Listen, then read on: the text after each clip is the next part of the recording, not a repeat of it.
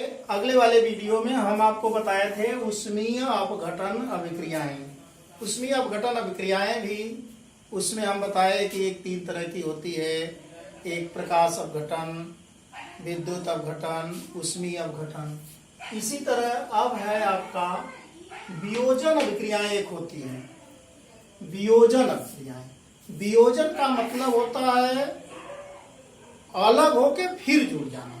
वियोजन, we माने अलग होना, योजन माने योग होना। वे रासायनिक अभिक्रियाएं जिनमें कोई यौगिक अन्य यौगिकों या आयनों में टूट जाता है और पुनः परिस्थितियों के अनुसार फिर वह प्रारंभिक अवस्था में आ जाता है। तो उस वियोजन अभिक्रिया में जो प्रमुख अभिक्रिया है उसको हम लोग बोलते हैं उष्मीय वियोजन अभिक्रिया। उष्मीय वियोजन अभिक्रिया का मतलब ऐसी वियोजन अभिक्रिया जो ऊष्मा के कारण होती है। अर्थात इसको हम सरल रूप में कहें तो वे रासायनिक अभिक्रियाएं जिस पर किसी यौगिक को ऊष्मा दिया जाए तो वह 2 या 2 से अधिक पदार्थों में टूट जाते हैं और पुनः ऊष्मा को हटा लिया जाए या पुनः कारक को हटा लिया जाए तो वह अपने पुनः प्रारंभिक अवस्था में वापस लौट आता है। तो इस अभिक्रिया को कहते हैं उष्मीय वियोजन अभिक्रिया। पुनः सुने, उष्मीय वियोजन अभिक्रिया इंग्लिश में कहते हैं thermal dissociation reaction. Thermal dissociation reaction मतलब ऐसी रासायनिक अभिक्रिया जिनमें कोई किसी यौगिक को ताप दिया जाए या गर्म किया जाए या ऊष्मा दिया जाए तो वह यौगिक 2 या 2 से अधिक छोटे यौगिकों में या पदार्थों में टूट जाता है और कारक को हटा लेने पर पुनः वह अपने प्रारंभिक अवस्था में आ जाता है। तो इस प्रकार की रासायनिक अभिक्रिया उष्मीय वियोजन अभिक्रिया कहलाती है। ये जो अभिक्रिया होती है एक तरह का उत्क्रमणीय अभिक्रिया है, क्योंकि यह रिएक्शन दोनों तरफ चल रहा है। जब ताप देंगे तब टूट जाता है, जब टेम्परेचर हटाएंगे तो पुनः जुड़ जाता है। जैसे देखिए ये है ammonium chloride NH4Cl ammonium chloride. ये रिएक्शन दोनों तरफ चलता है इसलिए ये रिवर्सिबल रिएक्शन रहेगा। और यहाँ हम लोग देंगे टेम्परेचर जिसको ऐसे डेल्टा भी लिख सकते हैं। यह अमोनिया प्लस Cl में टूट जाएगा। ये आपका है उष्मीय वियोजन अभिक्रिया। इसी तरह PCl5 इसका नाम होता है फास्फोरस पेंटाक्लोराइड। इसको भी हीट देंगे तो यह टूट जाएगा। हीट देंगे, हीट का ऐसे लिखेंगे और ये PCl3 और Cl2 में टूट जाएगा। इसको अगर ऊष्मा देंगे तो अमोनिया और हाइड्रोजन क्लोराइड गैस में टूट जाएगा। और पुनः अगर इसको ठंडा करेंगे, ये हीट दिए, अगर ठंडा कर दिए तो पुनः यह बैकवर्ड रिएक्शन इधर आ जाएगा। अर्थात अमोनियम और ये अमोनिया गैस और HCl गैस ये दोनों मिलके पुनः बना लेंगे अमोनियम क्लोराइड।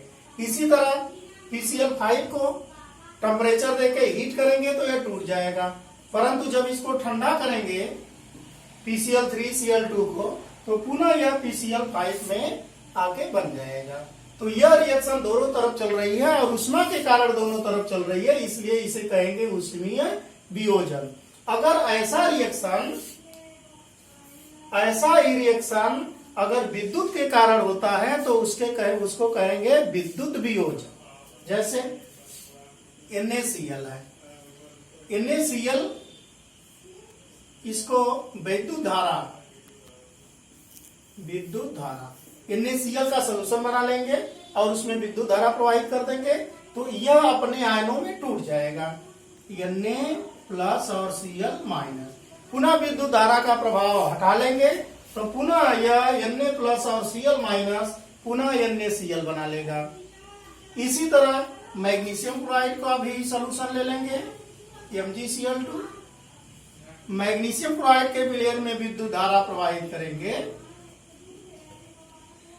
तब यह मैग्नीशियम आयन और क्लोराइड आयन में टूट जाएगा। ये मैग्नीशियम धन आयन और यह क्लोराइड ऋण आयन। और यहाँ देखिए Cl2 है तो यहाँ 2 मॉलिक्यूल कर देंगे। और जब विद्युत धारा देंगे तो इस कंडीशन में यह टूट जाएगा और विद्युत धारा जब ही हटाएंगे यह पुनः अपने प्रारंभिक अवस्था में आकर के MgCl2 बना लेगा। इस तरह से वियोजन अभिक्रिया भी तीनों तरह की हो सकती है। ऊष्मीय वियोजन, प्रकाश वियोजन, वैद्युत वियोजन, ये भी 3 तरह की अभिक्रिया होती है। और इसके आगे हम आपको बताने जा रहे हैं ऊष्मीय वियोजन और ऊष्मीय अपघटन, इन दोनों में क्या अंतर होता है। ऊष्मीय वियोजन और ऊष्मीय अपघटन कभी कभी एग्जाम में आ जाता है, ऊष्मीय वियोजन ऊष्मीय अपघटन। अगर आप इसको जान जाएंगे तो उसका डिफिनीशन भी जान जाएंगे। ये है ऊष्मीय वियोजन, ये है ऊष्मीय अपघटन। वियोजन का मतलब अलग होके पुनः जुड़ जाना, अपघटन का मतलब टूट गए या टूट गया तो फिर फिर नहीं जुड़ना। अपघटन का मतलब बाह्य कारकों के प्रभाव से अगर यौगिक टूट गया अपने सरल यौगिकों में तो नहीं जुड़ेगा, इसमें टूट करके जुड़ेगा। अर्थात सीधे सीधे एक लाइन पहला लिखेंगे इसमें, ऐसे रिएक्शन जो कारकों के प्रभाव के कारण 2 या 2 से अधिक सरल यौगिकों में टूट जाते हैं और कारक हटाने पर पुनः प्रारंभिक अवस्था में आ जाते हैं। इसमें लिखेंगे यह अभिक्रिया कारक के प्रभाव के कारण 2 या 2 से अधिक लघु यौगिकों में टूट जाते हैं और कारक हटा लेने पर यह पुनः अपने प्रारंभिक अवस्था में नहीं आते हैं। और दूसरा, ऊष्मीय वियोजन की जो अभिक्रियाएं होती हैं, जो उसमें वियोजन होता है यह उत्क्रमणीय होता है, उत्क्रमणीय होता है। और जो ऊष्मीय अपघटन की अभिक्रियाएं होती है यह पुनः वापस नहीं होती हैं, तो इसे कहते हैं यह अनुत्क्रमणीय अभिक्रिया है, अनुत्क्रमणीय, यह अनुक्रमणीय अभिक्रिया है। फिर तीसरा नंबर, ऊष्मीय वियोजन वाले में इसमें अभिकारक और उत्पाद दोनों के बीच साम्यावस्था होती है, इसमें साम्यावस्था। वियोजन वाले अभिक्रिया में अभिकारक और उत्पाद के बीच सदैव साम्यावस्था रखे। साम्यावस्था का मतलब अभिकारक का उत्पाद में बनना, उत्पाद का अभिकारक में बनना, क्योंकि ये दोनों तरफ अभिक्रिया चलती है। तो एक तरफ की अभिक्रिया का वेग दूसरे तरफ की अभिक्रिया के वेग के बराबर जब होता है तो उसे साम्यावस्था कहते हैं। चाहे उत्पाद का अभिकारक में बनना, अभिकारक का उत्पाद में बनना, अगर इसकी मात्रा सदैव बराबर चलती है दोनों तरफ बनने की, तब भी उसको कहेंगे साम्यावस्था। और इसमें साम्यावस्था नहीं होती है, साम्यावस्था नहीं होती। प्रायः उत्क्रमणीय अभिक्रिया में ही साम्यावस्था होती है, अनुक्रमणीय में नहीं होती है। तो बच्चों समझ में आ गया होगा। अब इसमें एग्जाम्पल भी देख लीजिए। ऊष्मीय वियोजन में एग्जाम्पल, जैसे हमने बताया आपका अमोनियम क्लोराइड का, अमोनियम क्लोराइड या अमोनिया बना और HCl बना, ये रिवर्सिबल रिएक्शन होता है। इसी तरह PCl5 का हमने आपको बताया कि PCl3 प्लस Cl2, और इसमें भी आपको हम बताए थे कैल्शियम कार्बोनेट,